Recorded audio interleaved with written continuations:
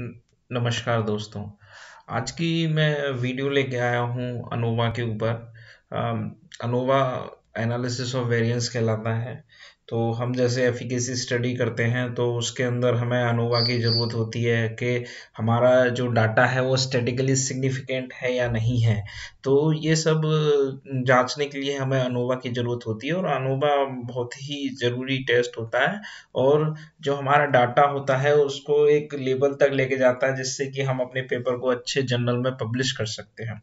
तो अनोवा लगाने से पहले सबसे पहले तो उसके 4 अजम्पशंस होते हैं जो फॉलो होने चाहिए और तभी आप अनोवा लगा सकते हैं। तो पहला अजम्पशन होता है dependent variable should be measure at least interval level. यानी कि जो आपका डिपेंडेंट वेरिएबल है जिस पे आपकी वैल्यू डिपेंड करती है वो आपका इंटरवल लेवल तक होना चाहिए। अगर हम एफिकेसी स्टडी में बात करें, जैसे कि मान के चलिए मैं एक सिंपल एक्सपेरिमेंट लेता हूं जिसके अंदर मैंने 4 फॉर्मुलेशन तैयार किए, जैसे कि 4 ड्रग्स मैंने तैयार किए हैं और उसमें जो है मैंने क्या कहते हैं मेरी परसेंट मोर्टेलिटी आई है। अब मुझे इनको कंपेयर करना है कि जो मेरी परसेंट मोर्टेलिटी आई है वो ड्रग्स के केस में वो सिग्निफिकेंट है या नहीं है, ड्रग सिग्निफिकेंट है या इनमें से कौन सा ड्रग इफेक्टिव है। तो इसके अंदर 2 चीज हो गई आपकी, एक हो गई आपकी ड्रग्स और दूसरा हो गई आपकी उसकी परसेंट मोर्टेलिटी। तो जो ड्रग्स है वो आपका इंडिपेंडेंट वेरिएबल है और जो मोर्टेलिटी है वो किस पे डिपेंड करती है, वो ड्रग्स पे डिपेंड करती है। तो ड्रग्स वो मोर्टेलिटी जो हुई आपकी वो डिपेंडेंट वेरिएबल हुई। तो जो डिपेंडेंट पहला एजम्पशन कहता है कि dependent variable should be measure at least interval level. तो मोर्टेलिटी है तो ये आपका इंटरवल लेवल से एक लेवल ऊपर होता है, रेशियो लेवल होता है। तो एक एजम्पशन आपका पूरा हो गया। दूसरा इंडिपेंडेंस ऑफ डाटा। तो जो हमने जैसे मान के चलिए मैंने 4 फॉर्मुलेशन दिए और उस 4 फॉर्मुलेशंस की अलग अलग मोर्टेलिटी आई तो वो एक दूसरे से इंडिपेंडेंट होना चाहिए। हाँ भाई, ये एक दूसरे से इंडिपेंडेंट होना चाहिए, यानी कि एक दूसरे पे डिपेंड नहीं होना चाहिए। तो चारों जो ड्रग्स मैंने ट्राई की वो एक मतलब क्या है कि उनकी जो मोर्टेलिटी है वो एक दूसरे से इंडिपेंडेंट है, मैंने अलग अलग ट्राई की। तीसरा अजम्पशन आता है नॉर्मेलिटी।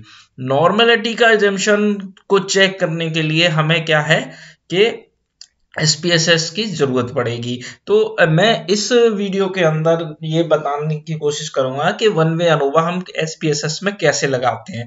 तो उसके लिए हमें नॉर्मेलिटी चेक करने के लिए हमें नॉर्मेलिटी का टेस्ट लगाना होगा। तो इसके लिए आइए चलिए देखते हैं हम किस तरीके से नॉर्मेलिटी टेस्ट लगा सकते हैं। तो फर्स्ट मैं एसपीएसएस खोलता हूं। तो पहले मैंने वीडियो में बताया था कि किस तरीके से हम एसपीएसएस के अंदर वैल्यू इनपुट करते हैं। ये हमारी वेरिएबल व्यू होती है। इसके अंदर हम जैसे कि मैंने इसके अंदर लिया है कि फॉर्मुलेशन है, फॉर्मुलेशन उसको नाम दिया है, उसमें डिफरेंट फॉर्मुलेशन है और उनको वो किया, इनको मैंने फिर लेबल भी किया है। ये वैल्यूज के अंदर जाके देख सकते हैं, मैंने इनको लेबल किया है 1 for drug A, 2 for drug B and 3 for drug C and 4 for drug D. तो इस तरीके से आप इसको लेबल कर सकते हैं और आगे बता सकते हैं। दूसरा मैंने लिया है वेरिएबल मोर्टेलिटी का। तो मोर्टेलिटी यहाँ मेरी डिपेंडेंट वेरिएबल है, इसको सीधा परसेंट मोर्टेलिटी के तौर पर भी हम दे सकते हैं और इसका भी जो वो है वो जो मेजर स्केल है, मेजर स्केल है। अब हम डाटा व्यू पे जाते हैं। तो मैंने जो उसके अंदर लेबल किए थे, ये जो फर्स्ट लिखा हुआ है, जो एक एक लिखा हुआ है, ये मेरे फर्स्ट ड्रग की कंसंट्रेशन है। एक जो डिफरेंट कंसंट्रेशन मैंने लिए थे। आप ये ध्यान रखिएगा कि जो चारों ड्रग्स आपने लिए हैं जिनको आप कंपेयर कर रहे हैं उनकी कंसंट्रेशन सेम होनी चाहिए। आप अलग अलग कंसंट्रेशन नहीं ले सकते। तो चारों ड्रग्स को आप जब भी कंपेयर कर सकते हो एक रेफरेंस पॉइंट लेके उसको कंपेयर किया जाता है। तो मान के चलिए ये 4 ड्रग्स थी, तो मैंने फर्स्ट के लिए ये मैंने 5 कंसंट्रेशन ली थी, तो उनकी जो परसेंट मोर्टेलिटी आई वो ये आई और सेकंड ड्रग्स की जो परसेंट मोर्टेलिटी थी वो ये आई विद हाईएस्ट कंसंट्रेशन। मतलब सबके अंदर कंसंट्रेशन सेम होना चाहिए, ऐसी थर्ड की और ऐसी फोर्थ की। तो इस तरीके से मैंने इनकी परसेंट मोर्टेलिटी लिख दी और इसी तरीके से आपको एंटर करना है। अब हम अपने थर्ड एजम्पशन पे आते हैं जिसे कहते हैं हम नॉर्मेलिटी। आइए वो कैसे चेक करते हैं। तो इसके लिए क्या होता है, मैं एनालाइज मेन्यू में आके डिस्क्रिप्टिव स्टैटिक्स खोलना होता है। उसके बाद हम एक्सप्लोर के अंदर आते हैं। एक्सप्लोर के अंदर जो हमारी परसेंट मोर्टेलिटी है, जो वैल्यू आपकी आएगी वो कुछ इस तरीके से आएगी। मैं इसी तरीके से लेता हूँ, तो इस तरीके से आपकी वैल्यू आएगी। तो जो हमारी मोर्टेलिटी है वो हमारा डिपेंडेंट वेरिएबल है, तो हम इसको डिपेंडेंट लिस्ट में डालेंगे, और जो फॉर्मुलेशन है वो हमारा फैक्टर लिस्ट के अंदर आएगा। इसके बाद हम इसके स्टैटिक्स में जाएंगे। तो स्टैटिक्स के अंदर हमें क्या चाहिए, हमें डिस्क्रिप्टिव स्टैटिक्स चाहिए और 95 कॉन्फिडेंस लिमिट तक चाहिए। आप परसेंटाइल और भी बहुत सारे काम कर सकते हैं, बट हमें इसकी जरूरत नहीं है।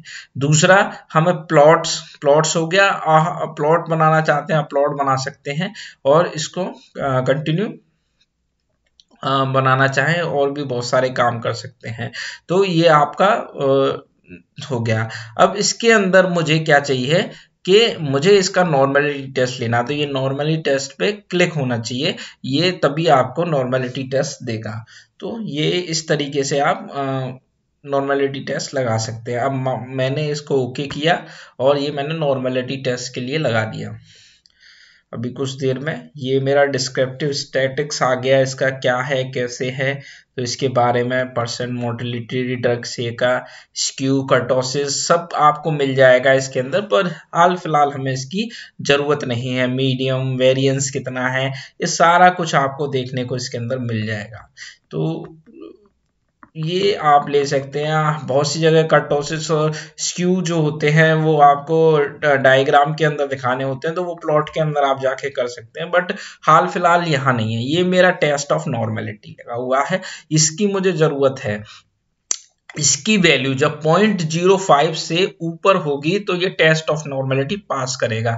तो आप इसके अंदर देख सकते हैं ये 0.05 से सारी वैल्यू ऊपर है, तो मेरा जो टेस्ट ऑफ नॉर्मेलिटी है वो पास हो गया।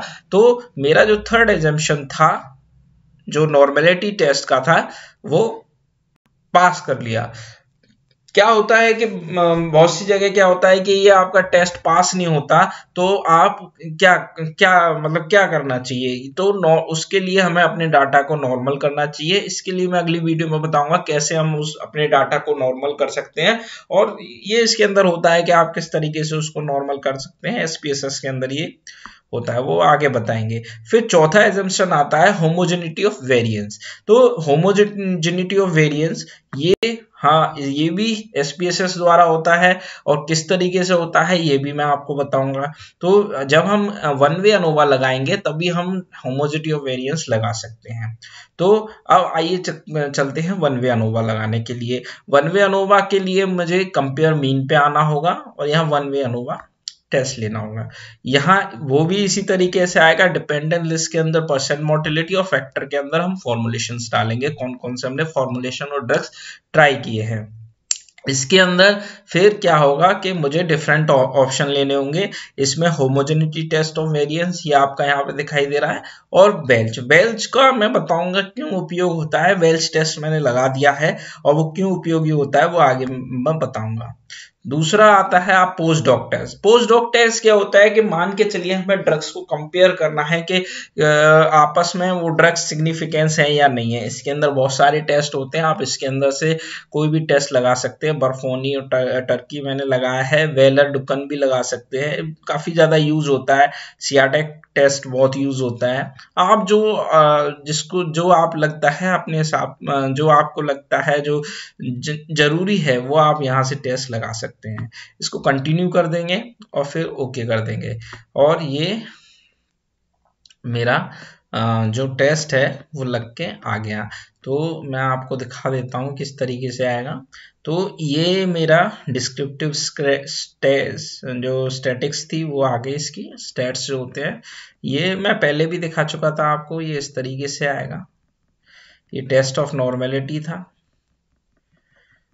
और ये इसका है, और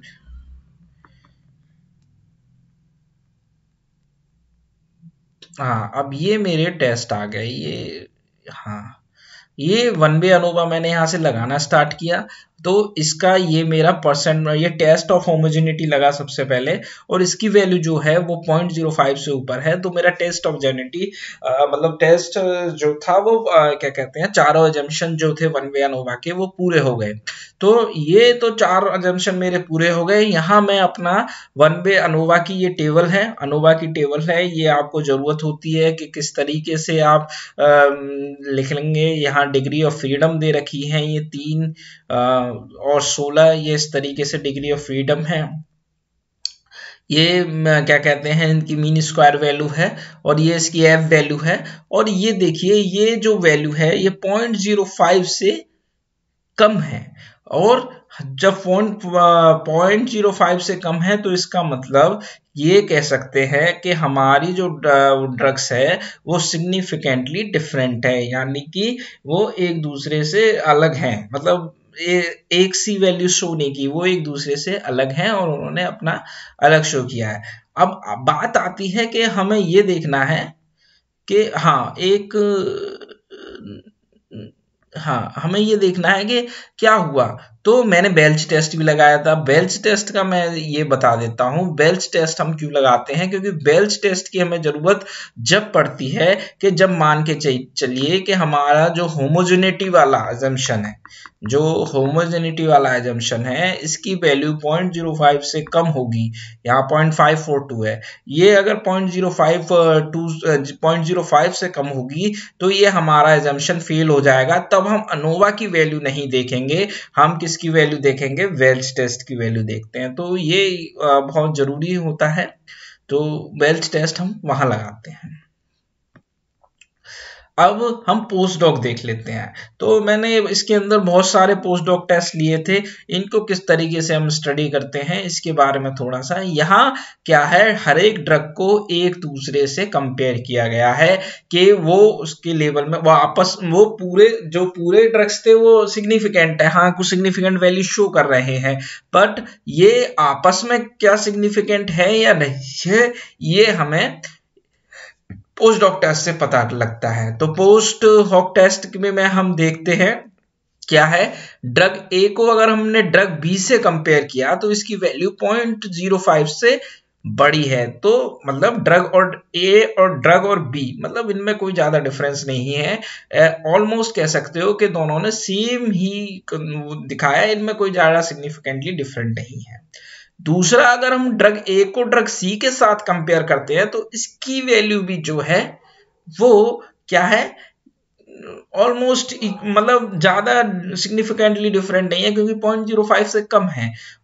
बट अगर हम ड्रग ए को ड्रग डी के साथ कंपेयर करते हैं तो इसकी वैल्यू 0.05 से क्या है, कम है। तो इसकी वैल्यू जब 0.05 से कम है तो ये ड्रग ए से क्या हुआ, ड्रग डी जो है वो सिग्निफिकेंटली डिफरेंट है, यानी कि ये ड्रग्स जो है वो काफी ज्यादा इफेक्टिव है as compared to drug A, बाकी ड्रग बी और सी इतना इफेक्टिव नहीं है।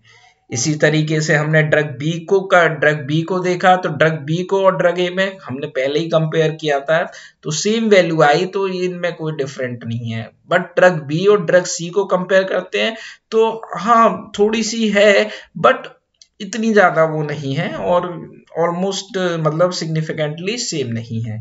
बट ड्रग बी और ड्रग डी को करते हैं तो ये ड्रग मतलब ड्रग डी जो है ड्रग बी से और ज्यादा सिग्निफिकेंटली स्ट्रॉन्ग है, तो जो ड्रग डी है वो हमारी सबसे ज्यादा इफेक्टिव ड्रग है। अब बात करते हैं ऐसे ही हमने ड्रग सी को कंपेयर किया, ड्रग सी को जब हमने ड्रग ए के साथ कंपेयर किया बी के साथ, ड्रग सी और ड्रग डी में यहां देखा जाए तो ज्यादा डिफरेंस नहीं है, तो इनके बीच में सिग्निफिकेंटली डिफरेंट बी सी और डी शायद कुल मिला के एक सी है जब ड्रग सी और ड्रग डी को कंपेयर करते हैं।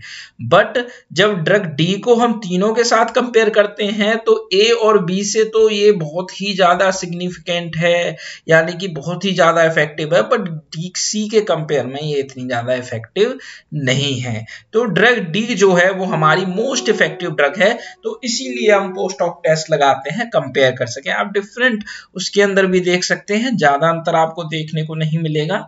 जो कंपैरिजन आपको देखने को मिलेगा, थोड़ा बहुत देखने को मिल जाता है। आप कोई सा भी टेस्ट देख सकते हैं, ये डिफरेंट टेस्ट थे। इस तरीके से हम वन वे अनोवा लगाते हैं एफिकेसी स्टडी के अंदर।